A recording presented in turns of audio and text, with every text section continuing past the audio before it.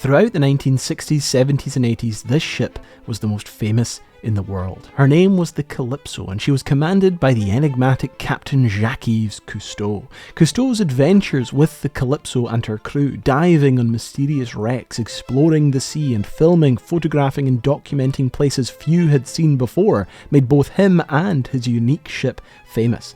The Calypso, with her suite of gadgets and technology, was like something from a storybook, packed with submarines, diving equipment and secret hatches, and fueled by a spirit of adventure and freedom in her crew's exploits, diving on Roman wrecks and sunken battleships in the Mediterranean, to exploring the frozen wastes of Antarctica, and capturing the attention of millions through numerous films, TV series and books. Now, this here is an old model of the Calypso that my dad built when he was much, much younger, and I have been obsessed with this ever since I was young. I used to play with this when I was a kid. Over the years, parts broke off it. I lost all the little bits and pieces like the submarines and divers and shark cages that it came with, and at this point it's in a pretty sorry state. But it stirred in me an obsession with the sea, with the Calypso, and with its captain, Jacques-Yves Cousteau. Cousteau himself was a prolific inventor and pioneer, with the Calypso lying at the heart of his many adventures and discoveries. His most famous development was the aqualung, a device that forever transformed the practice of diving and created vast new possibilities towards the exploration of the sea. His early support of marine conservation and filmmaking expertise helped bring hitherto unknown worlds to audiences everywhere, and his work would inspire a generation of not just conservationists, marine scientists and divers, but also artists and filmmakers, not least of which directors such as Wes Anderson, who created his homage to Cousteau in the 2004 film The Life Aquatic with Steve Zissou. So just like how Steve Zissou had told you all about his boat, let me tell you all about Jacques Cousteau's. Just like me, my father also never let up in his interest in the Calypso, and this is his incredible 1/35 scale model, showing Cousteau's ship in probably what is her most famous configuration, dating from the early 1980s and packed to the gunnels with all the equipment and materials they would have needed for exploring the world. Above her bridge is a forest of masts and aerials to support a suite of state-of-the-art radars, scanners and depth sounders, some of the latest and most cutting-edge technology of the day. At her bow is probably one of her most distinctive features, the false nose, a bulbous bow that allowed up to 2 crew members to climb 10 feet beneath the waves, accessible via ladder here on the top. Going down inside her small hull is a maze of offices, storerooms and cabins for the crew. There are workshops and lathes and drills and everything needed so that equipment could be fixed, maintained or manufactured at sea. On deck there's a recompression chamber that could be used in the event of decompression sickness amongst any of the dive team. At the rear of the Calypso, where the divers' equipment could be lowered into the sea, was one of Cousteau's most revolutionary inventions, the SP-350, a diving saucer developed by the team for exploring depths beyond that of any aqualung diver. Finally, for longer distance reconnaissance, was a Hughes 300 helicopter with its own flight deck, with yet more space for workshops and facilities underneath. It is quite remarkable how much they managed to pack into such a small wooden ship, but it's even more amazing when you compare it to this model. What the Calypso would have looked like in her original wartime configuration, a completely different ship. So how did this tiny little wooden-hulled Minesweeper end up becoming the world-famous Calypso, exploring almost every inch of the world's oceans both above and below the waves over the course of the 20th century? And perhaps more importantly, where is the real Calypso now? The Calypso would start her life as a minesweeper, originally laid down on the 12th of August 1941 at the Ballard Marine Railway Company of Seattle, Washington. She was part of the YMS, or Yard-class motor minesweepers, which were built starting in 1941 for service with the US Navy. The name Yard-class came from the fact that the ships were to be built at smaller yacht-building yards rather than larger shipbuilders, and the result was a class of small, sturdy ships that were, somewhat unusually for Navy ships of the time, built with a wooden hull to help counter magnetic naval mines, which could be triggered by the metal of a ship's hull. Each ship of the class was fitted with 2 880 brake horsepower engines, giving them a top speed of around 15 knots, and armed with a 3-inch 50 caliber gun, 2 20mm anti-aircraft guns, and 2 depth charge projectors. However, their length, at just over 40 metres, and their complement of 32 men, meant they were considered small and cramped by crews, and somewhat unsteady in rougher seas. So this tiny, tiny little 1 to 350 scale model of one of the YMS Minesweepers shows you what it would have looked like in its wartime configuration. And it's really remarkable. I didn't order this knowing how small it was, and it arrived as a kit, and I gave it to my dad to build because he's a far better model maker than I am. And credit to him for being able to make this and extract so much detail from it. It's remarkable. You can see the open bridge and the helm, you can see the front guns, the starboard guns, you can see the minesweeping equipment here at the back as well too. And while these ships weren't the most popular with their crews due to their small size and their relative lack of comfort, they were an incredibly capable design, and they were made in huge numbers. There was some 561 of these YMS ships built at about 35 different shipyards around the United States. Now, in the case of the ship that would become the Calypso, it was built of a strong Port Orford cedar, a wood that was prized for its boat-building capabilities and being highly resistant to rot. Now, when this ship was launched at Ballard Marine in 1942, it was named the BYMS 26. The B stood for British, because this was one of about 131 of the 561 YMS ships that were earmarked as part of the Lend-Lease programme to be sent to the British Royal Navy, and what would become the Calypso was one of them. So it sailed from Seattle all the way to Gibraltar and then to another British stronghold in Malta. From there it joined a squadron of minesweepers and it was renamed the HMS JO26. It actually saw action as well too, sweeping for mines as part of Operation Husky during the invasion of Italy. I really do have to take a minute just to appreciate how amazing this model is. It gives you a real appreciation for the design of the ship itself. Very remarkable and unusual design, especially with that double wooden hull. But just the size of this and the amount of details they've managed to pack into such a tiny model. I mean, I've not actually measured this. I mean, it's about 20 mil to the top of the bow. It can't be any more than about 110 mil long. But yeah, it's models like this that really give you an appreciation for good engineering and sturdy, rugged design. And in fact, it reminds me in many ways of today's sponsor, which is Ridge Wallet. See, since we're on the topic of great, sturdy and adaptable design, well then we have to talk about the masters of that, which are the guys at Ridge Wallet. Ridge Wallets are amazing. You can hold all of your cards in them. They've got a money clip or strap on the back for carrying extra cash if you need it. On the inside, I even carry the Ridge bottle opener. I honestly never leave the house without this thing. It's amazing. You have a measuring tool on it. You've also got a bottle opener and a little spanner tool as well. They are amazing products and they're completely modular. You can swap out the plates. This in fact actually has some of the old internals from my old wallet, just with the lovely new plates strapped on the top. Ridge also have their great key case. It's a great companion to the wallet and it's a really neat piece of design. The key case keeps your keys safe, but it also stops them shaking around. And best of all, it is the safest place to keep the key for my tractor. Get the best offer with the link ridge.com/Callum, and you can actually save up to 40% through December 22nd. These are my go-to gift for anyone. I think they are absolutely fantastic. And thank you very much to Ridge for sponsoring this episode. Anyway, ridge.com/Callum, and let's get back to the Calypso. In 1944, the HMS JO26 returned to America, where she was renamed again as the BYMS 2026 and reassigned to the base of Taranto in Naples. Following the end of World War II, she was returned to Malta, where she would remain until 1947, when she was put up for sale along with a variety of other decommissioned ships. A few years later, in 1949, the BYMS 2026 found a new home, being purchased by Joseph Gazan of Malta and converted for use as a car ferry to run between Marfa in the north of Malta to the neighbouring island of Gozo. She was renamed the Calypso G, after the mythical water nymph of Homer's Odyssey, who kept her companion Odysseus in a cave on the island that was apparently inspired by Homer's visit to Gozo. So perhaps to show the obsession that I have with this topic, I actually ordered from Malta, I think it's an old library book, this book. It's called Ferry Malta, History of the Ferry Service between Malta and Gozo. As you can imagine, I have a very odd library of books that has built up over the years, and this is now one of them. So if we go to the back of the book, list of major vessels operating Malta to Gozo passenger/car ferry services.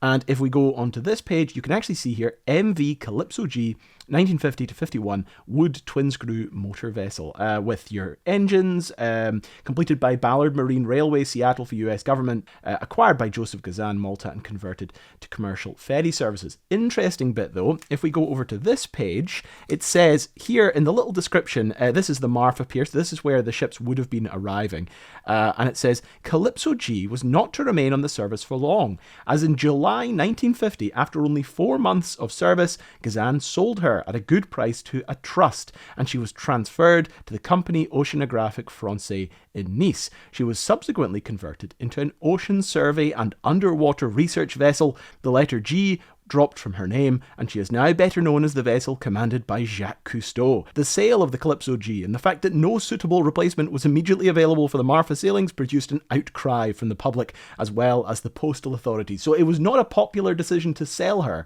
But what's quite amazing is the Calypso G, a minesweeper, now converted into a car ferry, was about to undertake an adventure or the next stage of her life and career that was so far beyond, I'm sure, what anyone at her builders at Ballard Marine, her operators during the war, or these Marfa Islanders could ever have imagined, and captained by someone who would make her almost as famous as himself. Jacques-Yves Cousteau, born on the 11th of June 1910, was a man of relentless drive, determination and passion for exploration and discovery. After training initially to be a pilot, he was gravely injured in a car crash in the 1930s and began swimming and diving in the seas around Toulon as part of an intensive rehabilitation following his injuries. Cousteau combined his newfound love of swimming and diving with his skills in filmmaking to record and document these early adventures. First the film 18 Meters Deep in 1942, and then Shipwrecks in 1943, which also featured his early development of the aqualung, a revolutionary diving device that allowed far greater freedom under the sea than contemporary bulky diving suits. By the late 1940s, Cousteau headed an underwater diving research and development group within the French Navy, further pushing the advancement of diving techniques and equipment. His interest in exploration and filmmaking, however, led him to obtain leave from the Navy to further his ambitions in creating films about the sea and also locating a ship that would be capable of supporting his exploratory and filmmaking desires. Cousteau had captained the Elie Monnier during his time in the Navy, the world's first marine research vessel, but he had found it too small and too poorly equipped for larger expeditions. Cousteau had worked on plans for his ideal vessel and had attempted to solicit support through the French Navy and other governmental bodies with little or no luck, however. There are different stories as to how Cousteau came to find his future flagship in the Calypso. One such story recalls that Cousteau, out at dinner one night with friends, expressed his frustrations at trying to acquire a larger vessel from the French Navy. It was here that his conversation was overheard by Lyle Guinness, a British politician, business magnate and part of the famous Guinness beer and banking family. Lyle told Cousteau that he would be willing to fund the purchase of a suitable ship for him and recommended that Cousteau travel to the island of Malta, where numerous ex-World War II era Fairmile B motor launches were laid up and would potentially make a suitable ship for his expeditions.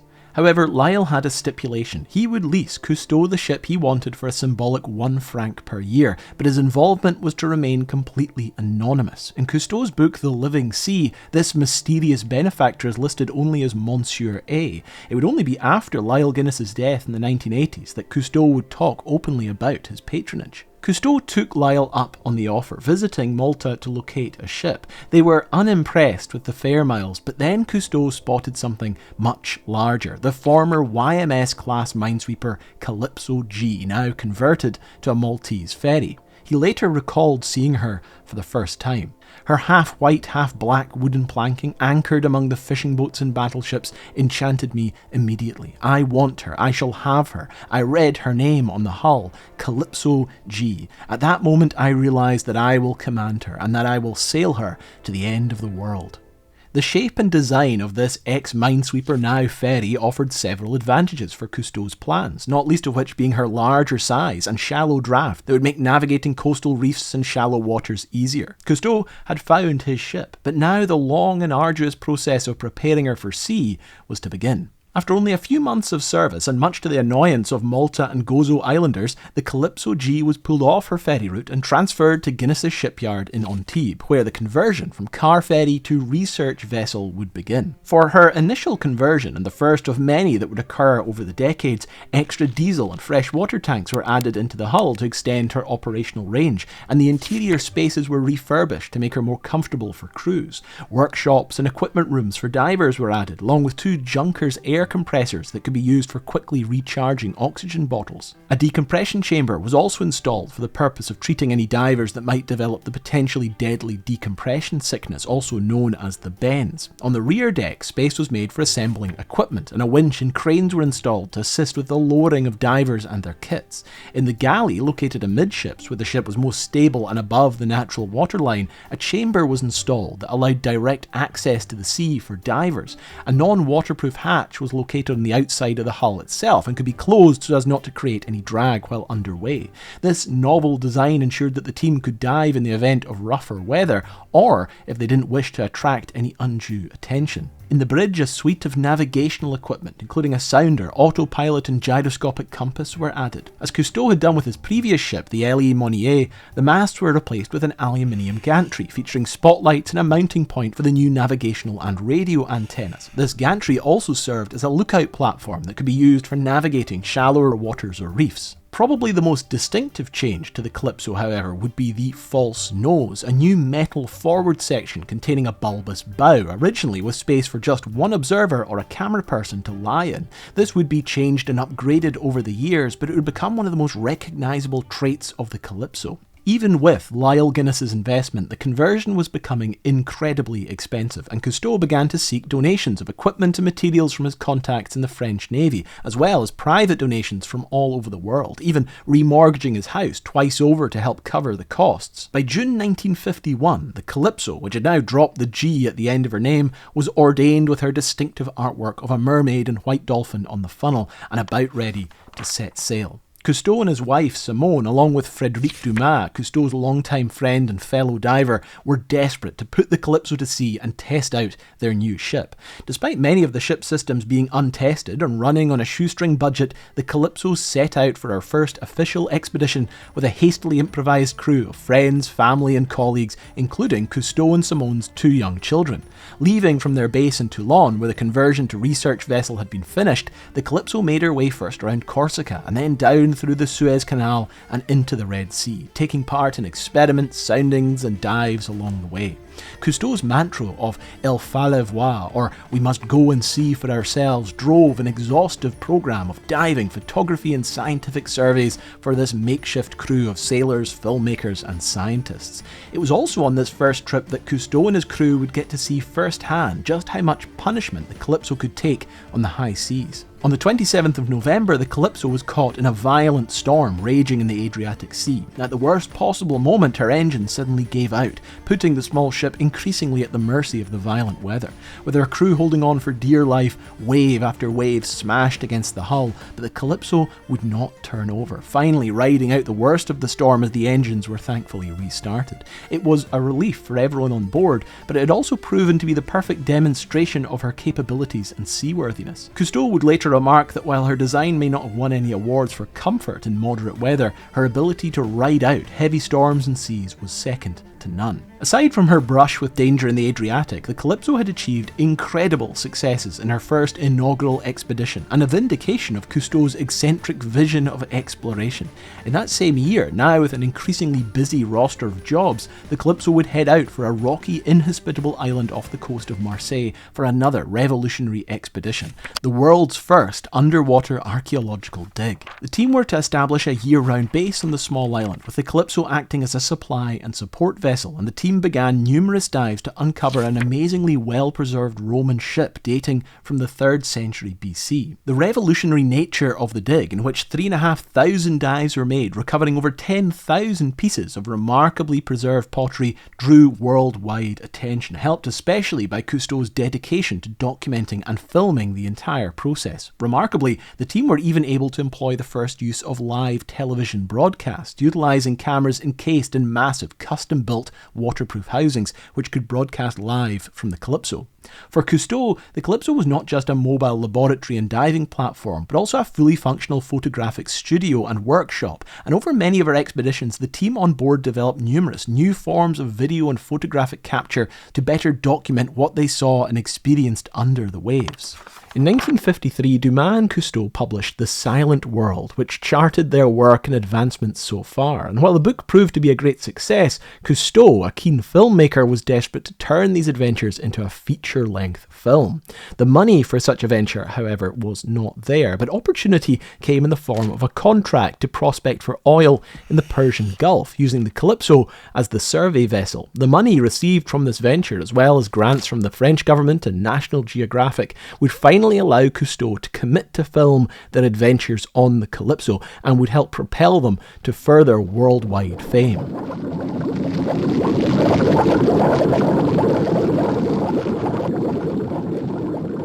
The Silent World, the first feature-length documentary filmed on board the Calypso, was released in 1956 and was a major success, becoming the first documentary to win the prestigious Palme d'Or and the only one until Michael Moore's Fahrenheit 9/11 in 2004. Not only a major financial success, The Silent World was also an artistic and technological breakthrough. Cousteau's teams had worked for years to develop new ways of capturing colour film under the waves, and the result was bright, visceral and beautifully shot depictions of shipwrecks, coral reefs and undersea creatures that to this day have been rarely surpassed. Cousteau and his aqualung divers moved through these alien landscapes like otherworldly beings, but their equipment, the groundbreaking advancements in diving and photography that allowed them to be there and capture what they saw, never stray far from focus. Cousteau was keen to contrast the elegance of undersea exploration with the difficulties and challenges that had to be overcome to get there. The Silent World was as much a documentary about the incredible technological advancements Cousteau and his team had made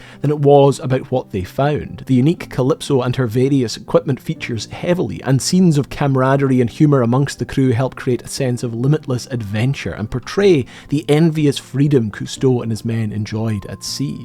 By today's standards, many of the elements of the Silent World's approach to documenting the animal kingdom would shock the sensibilities of modern viewers, but scenes such as diving on the SS Thistlegorm, which the team had located in the Red Sea after it was sunk by German aerial attacks in 1941, are still as awe-inspiring and mystical as ever. It was during the filming of The Silent World in 1954 that Cousteau proposed his next idea to further advance their exploratory abilities with the Calypso. The idea was a small pressurised craft, compact enough to be transported on the Calypso, more manoeuvrable than contemporary submersibles, and one that could reach further under the sea than any aqualung diver.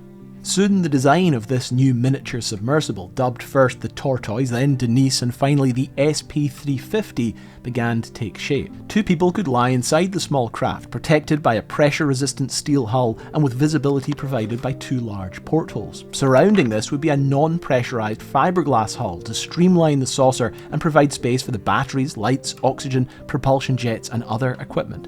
On board was communication equipment for both the surface and to other divers in the water, and the design contained space for both a cinematography and still camera, as well as flash bulbs that could give the team unparalleled abilities to capture imagery of depths impossible to reach using the aqualung. Propulsion would come in the form of electric pumps that drove two hydrojets, operated hydraulically by the pilot and giving the craft a high degree of manoeuvrability under the water. A pincer arm and storage basket could also be used for the collection of samples found on the seabed.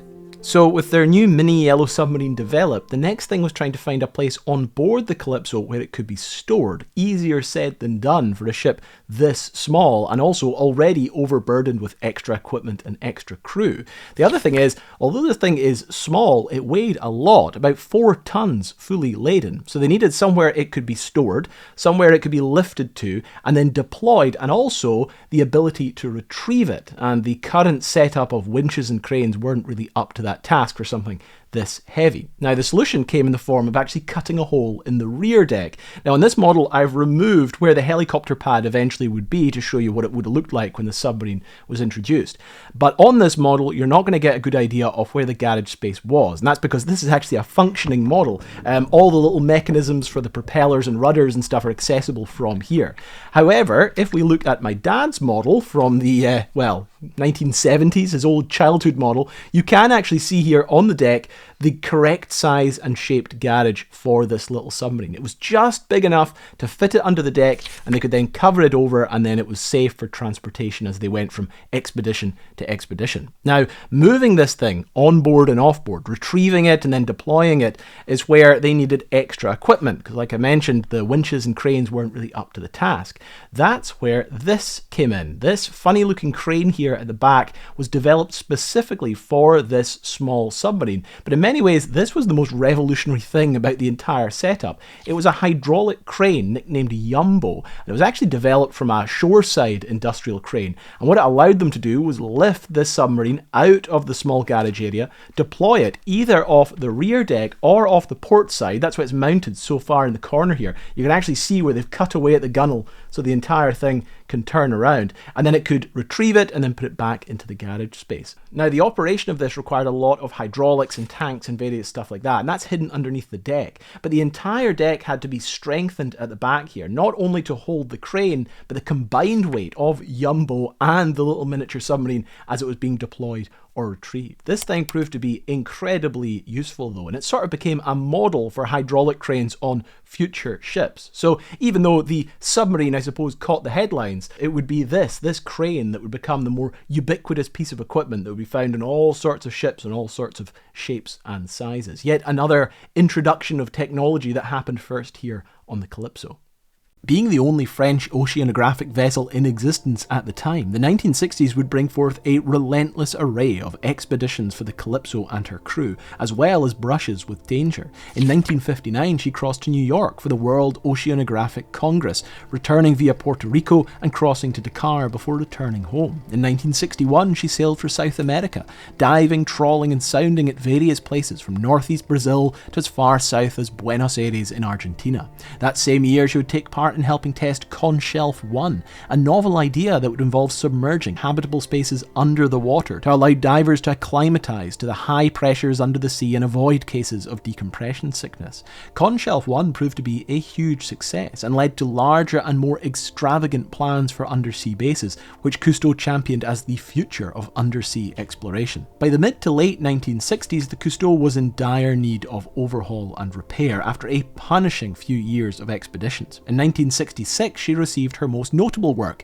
in which various equipment was upgraded and replaced. Engines were removed and overhauled, her false nose replaced, and her bridge entirely remodelled. Gone were the distinctive circular World War II era portholes, and in their place was a larger bridge, made with more space and equipment and boasting far better visibility overall. By 1967, with her extensive overhaul now complete, the Calypso and her crew began their largest and most ambitious expedition to date, a 4-year-long expedition that would take them around the world from the Red Sea to the Bering Strait, with Cousteau's 12-part series The Undersea World of Jacques Cousteau being filmed along the way. The expedition had a rocky start, as the Calypso found itself trapped in Suez at the outbreak of the Six-Day War, a terrifying experience for the crew trapped on board as gunfire and explosions fell all around them. Thankfully, they were able to escape, and soon the Calypso found itself once again on its adventurous path across the globe. It would be during this time of exploration and filmmaking that would further raise both Cousteau and the Calypso to such fame around the world. You know, watching these old films, you recognise the real mastery Jacques Cousteau had in direction and theatre a lot of the time, because watching his old films, you realise they feel less like a nature documentary, like Frozen Planet or Blue Planet or something like that, and they actually feel a lot more like a serialised TV show. It feels like the adventures of Knight Rider or Airwolf, but taking place at sea on a ship that has its own personality and character to it as well too. One week they're exploring a strange island, the next week they're diving on World War II shipwrecks, the week after that it's strange animals, and then it's Roman villas sunken under the sea in the Mediterranean. And of course, you're following them through all the trials and tribulations. Gear fails. The ship, the Calypso, in one of these episodes of Jacques Cousteau's Undersea World, it runs aground. And they have all this wonderful footage as well of it too, of the ship perilously moving over the top of the reefs. And it's this sense of adventure that he managed to bring to everything that he did. And it made you envious that you weren't there. But at the same time, all of these films make you feel like you are part of the adventure in a small way as well too. And you can really see why the adventurous life they lived or portrayed on these films and TV shows captured the imagination of so many people and led to such obsessives like me and my dad, with all our models and books and everything dedicated to all of these adventures. By the 1970s, with her long worldwide expedition over, the Calypso was ready to take on yet another journey, an expedition to Antarctica. She was once again extensively overhauled to prepare for her trip. For a small wooden ship not designed or strengthened for the ice, the frozen waters of Antarctica could present many dangers. The Calypso would also be outfitted for the first time with a helicopter, a Hughes 300, painted in the distinctive black and yellow colours of much of the Calypso's equipment. The helipad would initially be mounted over the Calypso's bow, and while it would eventually move to the aft deck, the helicopter proved to be such a valuable asset in scouting locations, guiding the Calypso through ice floes and moving personnel to shore, that going forwards the Calypso would rarely, if ever, travel without one. By December 1972, the Calypso had reached Antarctica, travelling from Monaco to Argentina and down towards the South Shetland Islands. While the trip was filled with numerous successful dives, surveys and exploration, tragedy struck when the Calypso's first mate, Michel Laval, was hit and killed instantly by their new helicopter's tail rotor. While deaths and accidents over the years had not been unknown to the crew, it was a devastating blow to the close-knit team. Continuing on with their extensive programme, in February 1973, the Calypso and her entire crew found themselves in grave danger in the Weddell Sea, as high winds and fast-moving icebergs threatened the small and vulnerable ship. One such passing floe struck the Calypso on her stern, damaging the wooden hull and knocking out one of her propellers. Amazingly, Cousteau and his crew were able to limp the Calypso to safety on just a single engine, back to Chile for repair. After returning from their punishing Antarctic expedition, the 1970s, like the 60s, would prove to be a decade of little rest for the Calypso and her busy crew. After numerous repairs and overhauls following her Antarctic service, the Calypso set out to explore the Caribbean before heading back home to the Mediterranean. It was here in 1975 that Cousteau would famously discover the HMHS Britannic, the sister ship of the Titanic and one of the most famous and largest ships to be lost during the First World War.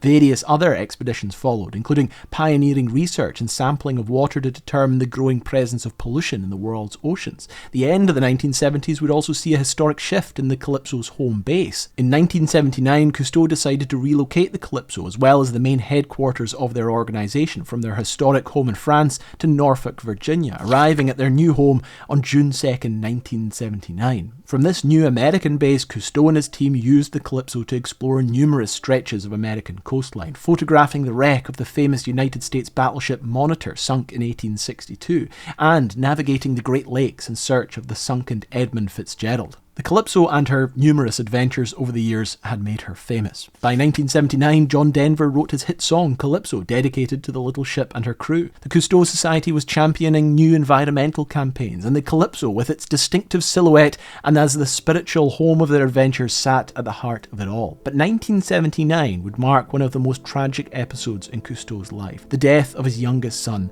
Philippe. Philippe was, in many ways, like his father, a charismatic diver, explorer and photographer, and a filmmaker who had grown up aboard the Calypso with his brother Jean-Michel, exploring the world and taking part in the many adventures of the Calypso and her crew. Alongside diving, filming and directing, Philippe would also eventually become a pilot of the Flying Calypso, a converted PBY Catalina that was used by the team. However, on the 28th of June 1979, Philippe's Catalina crashed into the Tagus River near Lisbon. It was a monumental blow to Cousteau, his wife Simone and Jean-Michel, and in many ways marked the end of an era for the team.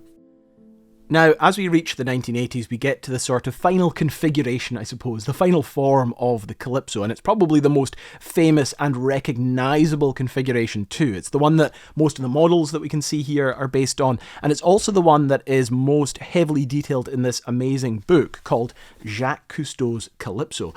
This book was also published in the 1980s, so it kind of ends there, but this book features this incredible, truly breathtaking cross-section of both the port side and the starboard side, cut down the middle. And you can see everything. You can see the hatchways and the doorways and where they lead. You can see the galley spaces, the radio rooms, the machine spaces. You can see the details of YUMBO, the crane. It's remarkable. There's no better way of getting an understanding of the ship. And also, you may have noticed, everything is numbered as well too. So every single number corresponds to a number in this key here. and you can match it up. So, bow thruster, propeller shaft, bracket, the helm, the mastheads, all of these things are then detailed in here. Amazing. You could spend hours looking at this. I absolutely love it. One of the things that I don't know if it's mentioned in this book, but it's definitely mentioned in this book, is that not only did they fit an auxiliary fuel tank and an auxiliary water tank to extend their range when underway, they also fitted, I believe it was a 2,000 litre stainless steel wine tank. There was a tank installed on the Calypso purely for the consumption and the storage of wine, which is the most French thing ever. It's certainly one of the more eccentric features that makes, again, the study of the Calypso and Cousteau's adventures so much fun to learn about. Now, this book, Calypso, like I mentioned, finishes in the 1980s, and the final line and the final section of the book actually details their adventures up the Amazon River. There's a wonderful photo here which shows them loading this carved wooden totem onto the front of the Calypso that was going to be basically a good luck charm for them going up the Amazon River. And there's some amazing photos and video from that expedition. But it ends with this lovely line. "And where to after the Amazon? To the South Pacific, declares Captain Cousteau, and then to China." And so the legend continues. "And the little vessel that engendered a universal appreciation for the beauty and the importance of life below the world's many surfaces sails on." A lovely line, but I think it's clear that by the time you get to the 1980s, the energies and the adventures of the Calypso and Cousteau had begun to wane slightly. Simone, his wife, and Cousteau were getting older. Cousteau was now spending a lot more time off the Calypso, travelling around the world as a speaker, talking to governmental agencies and organisations about the importance of climate policies and pollution around the world. And I think also the loss of Philippe, who had seemed like such a natural successor to their work, weighed heavily on everyone, but no one more so than Simone, his mother and Cousteau's wife, who really sits at the heart of this story about the Calypso. See, this video and this topic really wouldn't be complete without mentioning Simone's amazing contribution to this all. She is sometimes called the heart of the Calypso, or the spirit of the Calypso. Remember, it was Simone that supported Cousteau throughout this. Simone sold her family jewels, and it was their house that they remortgaged to try and pay for this incredible conversion of World War II Minesweeper to oceanographic vessel back in the 1950s. She dived alongside Cousteau. She helped edit and shoot film, but more than that, I think she was the glue that held this entire crazy ragtag team together. When you read these accounts and watch these videos, you realise that in many ways the various eccentricities of the ship and the crew and Cousteau were reined in and managed by Simone. She was the mother to everyone on board the ship, is what many people say. She was the nurse and the cook and the matriarch and the quartermaster that made sure everything was basically running smoothly. Now, in 1990, Simone was diagnosed with cancer, and I believe she died that same year, aged just 71. And she had spent almost every day of her life living and sleeping and breathing the Calypso. She had barely left the Calypso since it had been, launched back in the 1950s for that first adventure down into the Red Sea. And in many ways, I think when she died, that spirit of the Calypso really died with her. And only a few years later, the Calypso would come to quite an untimely end herself.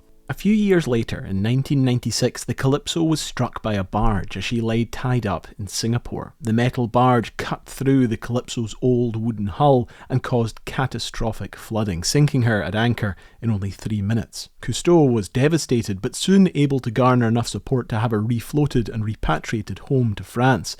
In 1997, however, just a year after the accident, Jacques-Yves Cousteau, who had so transformed our understanding and perception of the world's oceans over the course of many decades, passed away, aged 87. The weary shell of the Calypso, the home of Simone and Jacques for so long, was eventually moved by barge to the Maritime Museum of La Rochelle, but by then the damage had been well and truly done. In the years that followed, various disputes over the ownership and future of the Calypso meant that restoration work faltered. In 2016, the Calypso was moved to Turkey as part of an extensive restoration to make her seaworthy once again. The extreme nature of the renovation required on the fragile old ship, however, has made for an expensive and slow process. I don't know whether the Calypso will ever be seaworthy again. I mean, credit to the Cousteau Society. They wish to return the Calypso back to a seaworthy state, get her back out on the oceans, exploring them just as Cousteau had intended for her all those years ago. And, who knows, maybe one day we'll see her back down in the Red Sea with a team of divers diving on the SS Thistlegorm just like she had been back in the 1950s. But the problem is, the Calypso was already in a very poor state in the 1990s. She was in need of desperate renovation and repairs, and then she sank. She was then raised, she sat at La Rochelle for many years, and of course she is now going through this massive restoration. She has been essentially restored and, stripped all the way back down to her original ribs and is being slowly built back up from there. But if you think about the level of work that it requires to basically build her back up again from scratch, it is a huge investment of time and resources and expertise. And of course there's all those things to the Calypso that make her so unique. The false nose and that distinctive bridge that was added to replace the World War II era one. And all of those need to be faithfully restored and brought back as well too. And it's a very, very difficult task. So who knows, maybe one day we will see it again. But also it kind of brings you to that kind of philosophical debate, the ship of Theseus. If I was to take every plank of Port Orford cedar off this and replace it with a brand new one and replace absolutely every bit of it, would it still be the same ship, the same Calypso? And I think quite a lot of the character and the soul and the interesting history of this ship is tied up in the way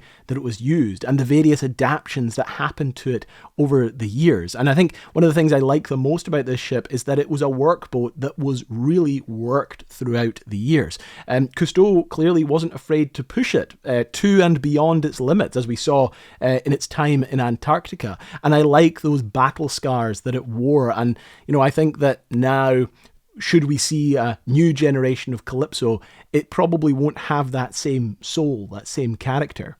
But, that's fine. That's a little bit like a museum. Objects that are out of context are very hard to actually portray effectively. But the best thing about the Calypso and Cousteau and all of his work and adventures is that so much of it has been immortalised in the amazing films and TV series and photography that they managed to capture over the years. So if you want to experience the Calypso, it's there. It's on film, and you can go and find it and track it down.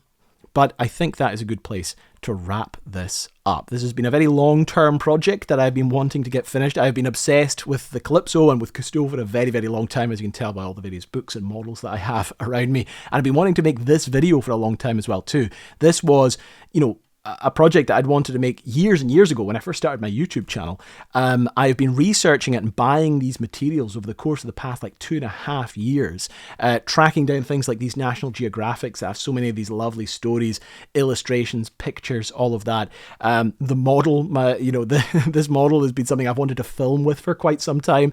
One of the things I mentioned in this video, it's a functioning model as well too. So I've actually got footage of it sailing in the water down in front of our house, which is fantastic. I didn't even get a chance to mention this. This is one of my favorite cameras. I'm a photographer and as my other job, and one of my favorite film cameras is this. It's called the Nikonos. It's an underwater 35mm camera. This was actually developed by Cousteau and a number of other people, and it was originally marketed as the Calypso camera. It was then rebranded as the Nikonos.